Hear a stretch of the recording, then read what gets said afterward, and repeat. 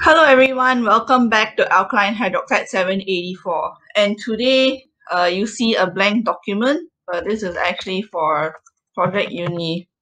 And what are we doing today? I know I haven't uploaded in that series like forever, and it's weird that I'm not using a piece of paper to show this, but for the most part I don't really need the piece of paper, so let's just use this. So today we are going to look at something that everyone is concerned about, which is of course the study plan, or at least planning your modules. So I think I might have talked about this before, but this will be specifically for this particular thing, and I'll also just share what I do in terms of so-called planning my modules and things like that, right? So for me specifically, I have a second major, right? And that means my modules are like already kind of determined for me. And that means I don't really have to plan, right? The answer is that I actually still need to plan my modules because of certain circumstances. And in order to understand what I mean, let's first go and figure out how to actually plan your stuff. So the thing is, the schools usually upload a thing called a study plan, and you can actually access this on the website. So let's go and access the one for my major, and yeah, let's just see how that goes.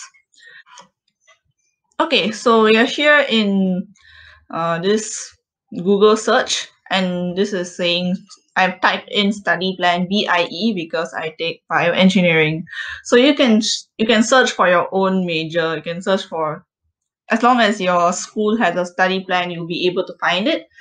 So I'm just going to show you how to do it in a way. So search for your study plan plus put your major behind it. And here you can see the word study plan, right? So you can just click this.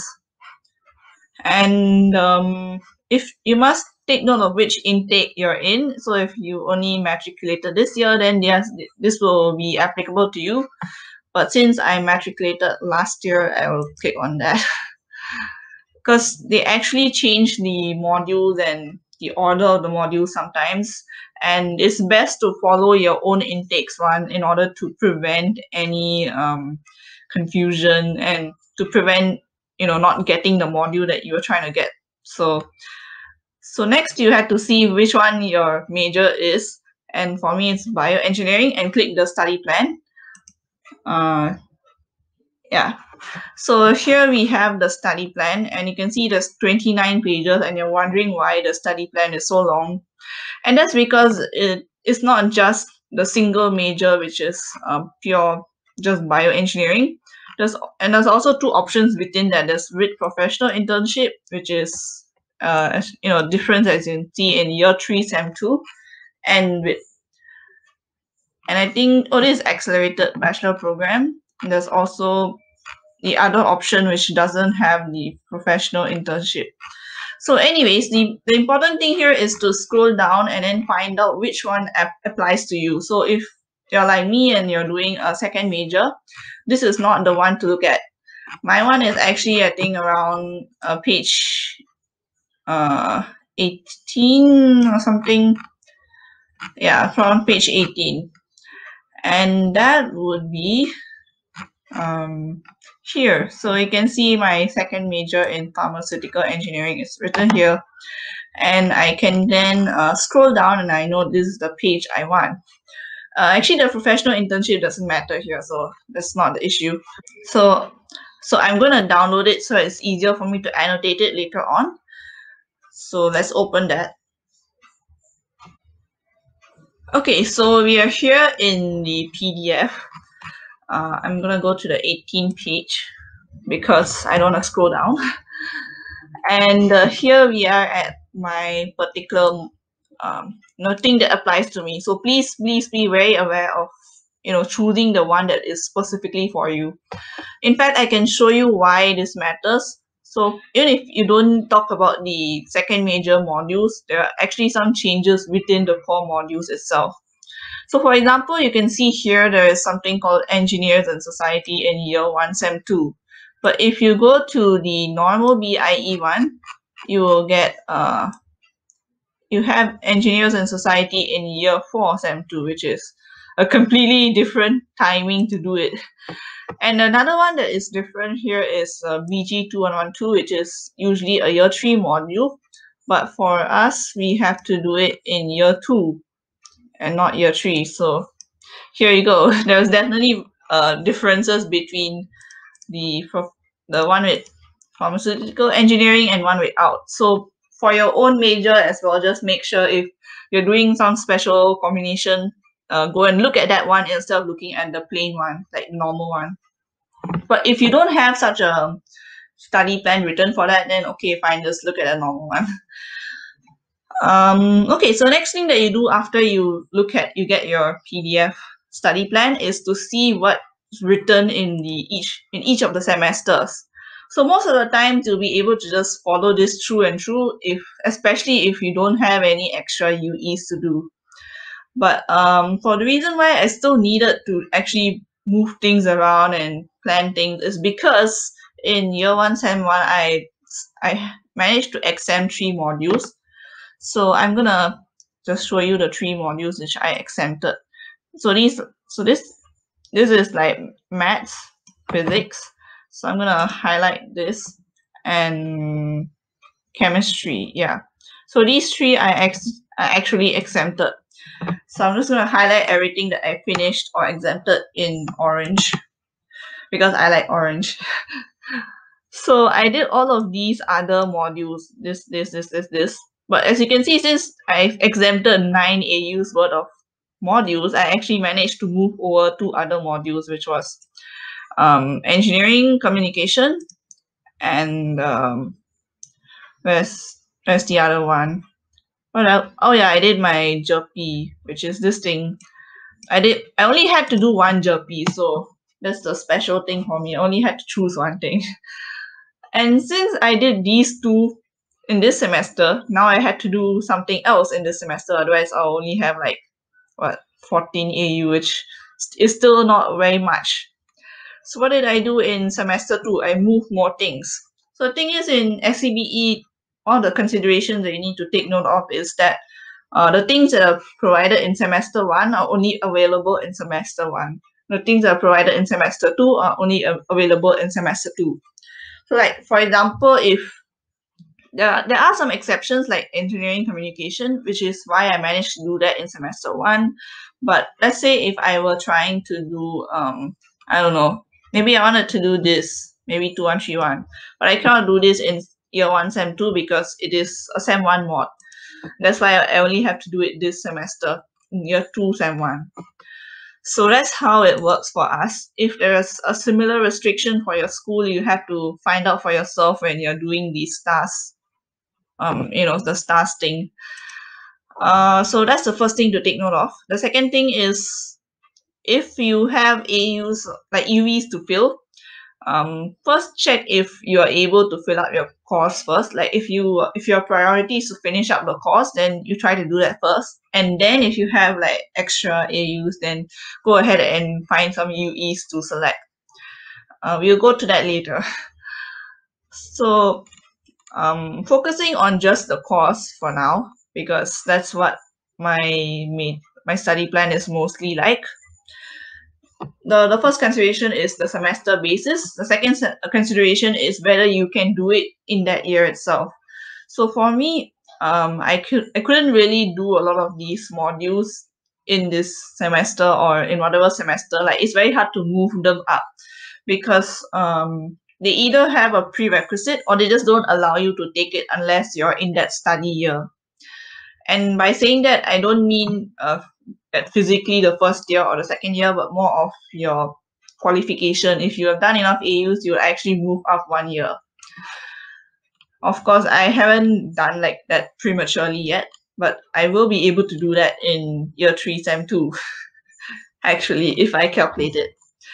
Right, so in Sem 2, I did these modules and I also did CRE Yeah, and you're wondering, I thought you couldn't do year 2 stuff in year 1.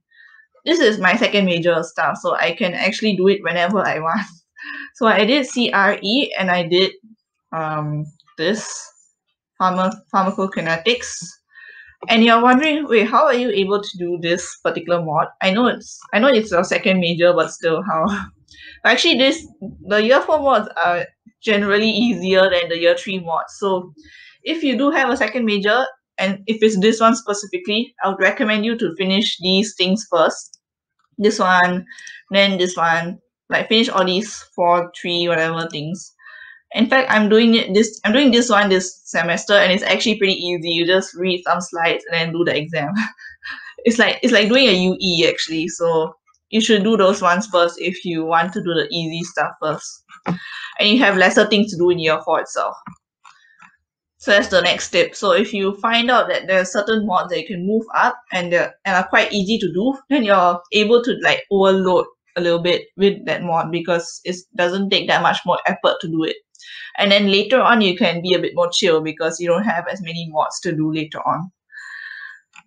So that's the second thing. The third thing is, yeah, I guess that's pretty much it lah. So in this semester, I don't have anything I can remove because I haven't done any of this before the semester. So I'm doing all of this. But the thing is, I see that is 19 AU and I want to do one more. So I'm doing this as an extra one. So these are the ones that I finished ahead of time. And yeah, these I'm not gonna highlight the rest of them because it's not worthwhile. You know that I finished all of this, and all of this. I'm doing it this semester. So of course, if I look at next semester, right, I can substitute. I can put in another mod, maybe one of these two, but I cannot take anything from here. And likewise, I can keep doing that until I've used up all of my mods. So that's the thing that I wanted to tell you. So the second thing you need to worry about here is actually the internship. Sorry, not internship, the exchange. Usually for my school, everyone does exchange in this semester. The thing is, there's so many mods here, and I doubt you can do all of them in that particular semester. And that's because a lot of the people in my school generally tend to do business mods or other UEs rather than do core modules during year 3 semester 1. So you might be wondering, when are they actually doing these mods? Well, I'm not sure. They're either doing it before or after. And I think it's mostly after because I think the before is a bit hard. As you can see, there's too many mods here. So for me personally, I'm thinking that it may not be so worthwhile to go on exchange if I'm not able to do all these core modules. And for me, actually, this is second major mod. So for most people, they will have to do these mods and these mods as well. People usually finish this one and some of the other. I think they usually do this one actually. They do this on exchange, but I'm doing it now, so I can't do that on exchange. Yeah, so that's one of the other considerations you need to take note of if you're deciding to go on exchange in any of the semesters. You must see whether you'll be able to finish the exact same mods in that exchange program, or whether you need to finish it earlier or later or do something along that line. So that is another consideration to take note of. Alright, so yeah, that's it. That's all I really have to say for this particular part of it. So second part I want to talk about is doing something like Eureka. I'm going to go back to the document. Okay, so Eureka is the thing I'm doing right now, which is a research program in NTU. Yeah, so Eureka is actually pretty interesting because you can do something in any of the schools. Like for example, I'm doing a project in MAE, which is mechanical and aerospace engineering. Although I'm not doing anything aerospace related, it's more on the mechanical side. But the reason why I'm doing it in that was still because it's somewhat medically related. The project title is somewhat medically related in the sense like it's like scoliosis braces and stuff. So you can choose to do any of the research projects that are there on offer. And yeah, usually the two options is you either choose one from a list, um, or you can do your own one. You have to get a professor to, to suggest a project.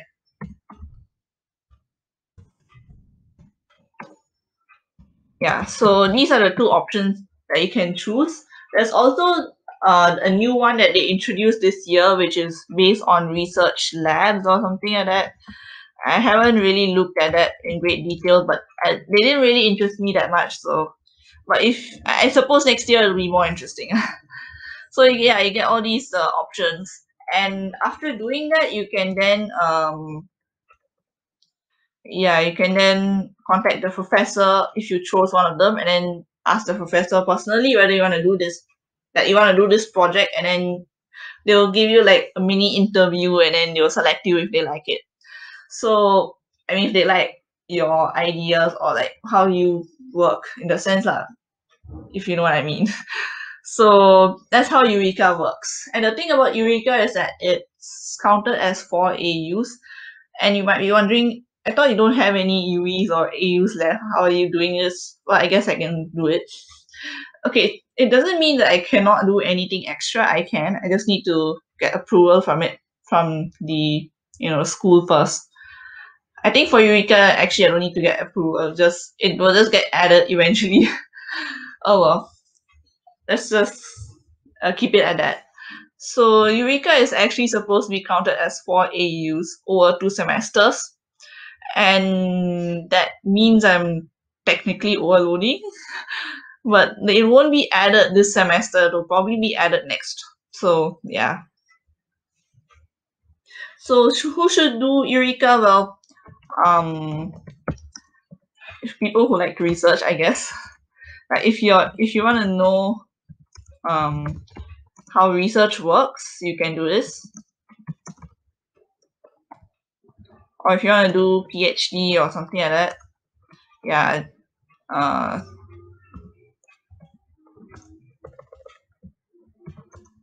PhD wannabes. Or if you're just curious to learn more, you can do Eureka. It's one way to learn new things.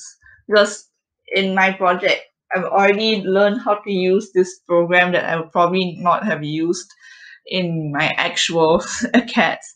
And that is already a new skill, which is quite helpful. So you can learn a lot of stuff, and if you're into it, then it'll be definitely useful for you. But not everyone should do it because it's like it takes up quite a bit of time, and if you are already having trouble with your CATs, maybe it won't be a good idea to do it. Or if you're not into research, you don't want to look at articles, or you don't want to do experiments or something like that, then you probably wouldn't want to do it. Yeah, so that's Eureka.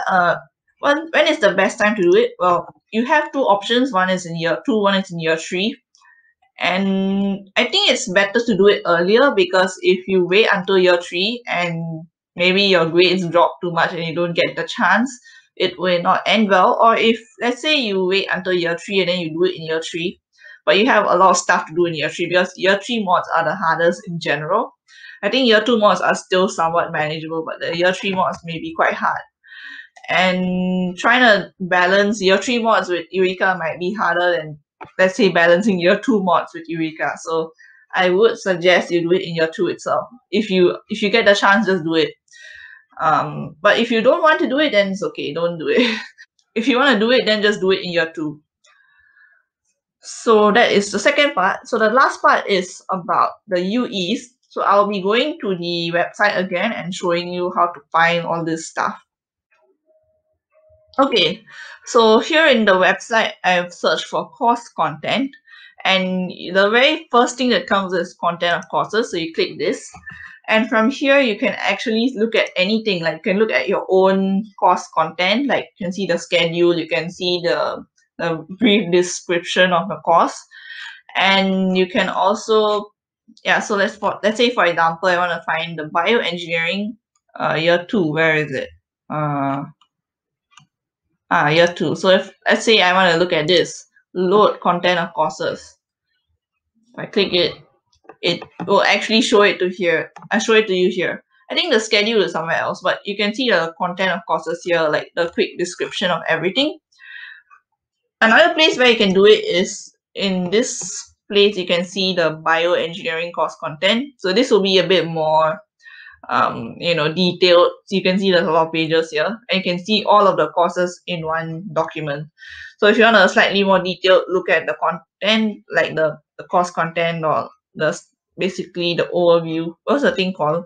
Okay, I don't know what it's called, but you can see it here in general. But if you want just a quick one, you can see it in this website, and you can even search for other mods as well. So let's say I want to find some UEs. Let's see. You can see all unrestricted electives are here. So if I click this, oh, I can select that. Okay, oops. And I can choose any of the unrestricted elective options. So like, for example, since my so-called UEs are all my second major mods, I can click this. And you can see these are actually unrestricted electives, and that's why they're quite easy to do. I don't know about this one. This one seems hard, but the ones that start with 4, they're definitely easy enough to do. And there's also this one, which I probably can't do because I don't have the AUs left for doing that. And there's one that's like 5 AU, and I don't even know why. I don't want to know why. So yeah, you can find the unrestricted mods for each of the topics that you're interested in. You can click the major that's relevant. Let's say I like linguistics, then I can go find all the UEs that are there in linguistics. Yeah, so this is actually quite useful for seeing what is provided in that semester. And you can also look at the previous semester 2 if you want to know what's the general offerings in semester 2. So apart from unrestricted electives, you might be wondering, what about your JERP? It's here. You can see all your JERP categories. So for example, if I search for liberal arts, which is the one that I did, but that one is not available this semester for some reason. But you can see what is actually available here. Yeah, so you can see all the content and everything. Of course, looking at this now isn't that helpful because you're already like halfway through the semester. But let's say you're searching for courses before STARS or like during STARS, you can do it in STARS itself, because you can actually search in STARS like the JERP and everything, or you can do it, here. Yeah, you can search it in different places. So I hope this video helped, because I just quickly went through what you can do in order to help your planning. And for now, this is what I think is worthwhile saying, I guess. Yeah. So I hope you found this video useful. Let me just summarize everything one more time. So the first thing that we did was to figure out how to get our study plan and how to move things forward. The second thing is I mentioned about Eureka. And the third thing is finding course content. Yeah, so yeah, this is like the summary of what we looked at here. If you found this video useful, please press the like button and subscribe. And with that, I would like to say thank you and bye.